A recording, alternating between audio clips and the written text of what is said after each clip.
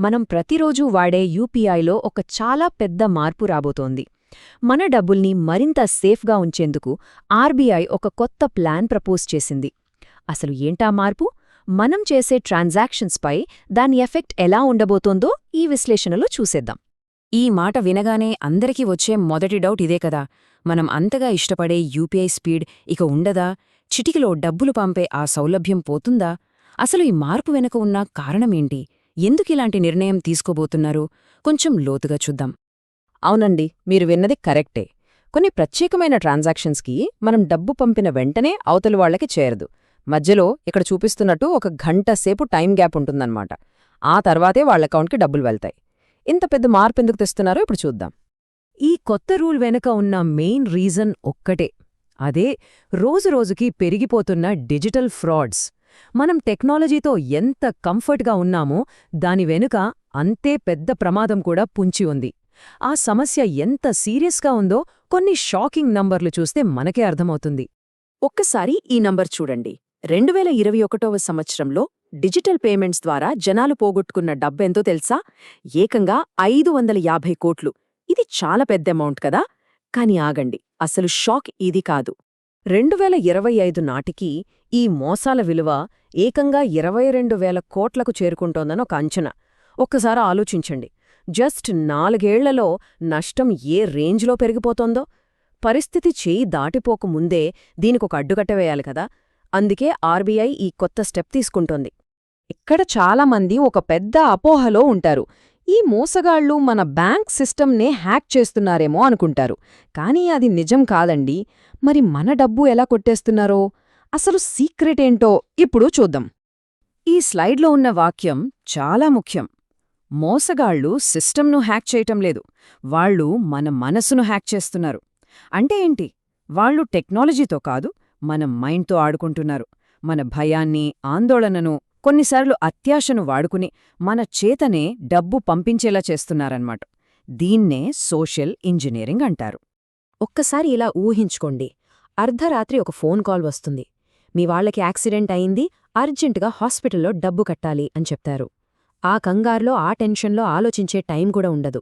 వాళ్లు చెప్పిన నంబర్కి వెంటనే డబ్బు పంపమని ప్రెషర్ చేస్తారు. మనం పిన్ ఎంటర్ చేశామా, మన డబ్బులు మాయమైపోయినట్టే.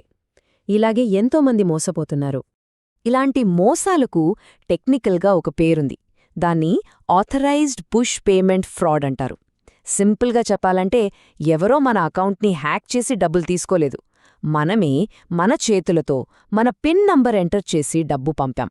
కాకపోతే అదొక మోసగాడికి పంపామన్న విషయం మనకు తెలీదు. అందుకే డబ్బును తిరిగి రాబట్టుకోవడం దాదాపు అసాధ్యం.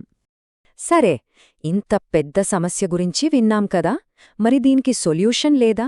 ఉంది. ఆర్బీఐ ఇప్పుడొక కొత్త ప్లాన్తో ముందుకొచ్చింది. అసలు ఈ కొత్త రూల్ ఈ మోసగాళ్ల ఆట ఎలా కట్టిస్తున్నో వివరంగా చూద్దాం. ఈ కొత్త సిస్టమ్ ఎలా పనిచేస్తుందో ఈ స్లైడ్ చాలా క్లియర్గా చూపిస్తుంది. చూడండి, మనం డబ్బు పంపగానే మన అకౌంట్ నుండి కట్ అవుతుంది. కానీ అది వెంటనే అవతలి వ్యక్తి అకౌంట్కి వెళ్లదు. మధ్యలో ఒక సేఫ్టీ గ్యాప్ అన్నమాట.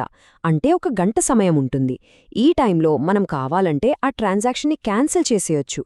ఆ గంట తర్వాతే డబ్బు వాళ్ల అకౌంట్కి వెళ్తుంది. అసలు మ్యాజిక్ అంతా ఈ 1 అవర్ గ్యాప్లోనే ఉంది. మోసగాడు ఫోన్ పెట్టేసిన తర్వాత మనం కొంచెం ప్రశాంతంగా ఆలోచించినప్పుడు, అయ్యో మోసపోయానే అని అనిపించొచ్చు. అప్పుడు కూడా మన డబ్బును కాపాడుకునే అవకాశం ఈ గంట సమయం ఇస్తుంది. ఇది మన డబ్బుకు ఒక సేఫ్టీ లాకర్ లాంటిదన్నమాట.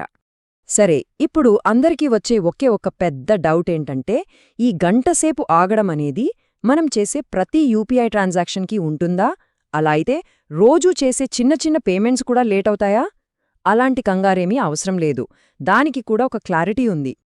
గుడ్ న్యూస్ ఏంటంటే, మనం రోజూ చేసే పేమెంట్స్పై ఎలాంటి ప్రభావం ఉండదు. కిరాణా కొట్లో చేసే క్యూఆర్ కోడ్ పేమెంట్లు, కరెంట్ బిల్లులు, ఈఎంఐలు ఇవన్నీ ఎప్పటిలాగే చిటికలో జరిగిపోతాయి. సో మన డైలీ లైఫ్లో ఎలాంటి ఇబ్బంది ఉండదు. అసలు కన్ఫ్యూషన్ లేకుండా ఉండాలంటే ఈ టేబుల్ చూడండి.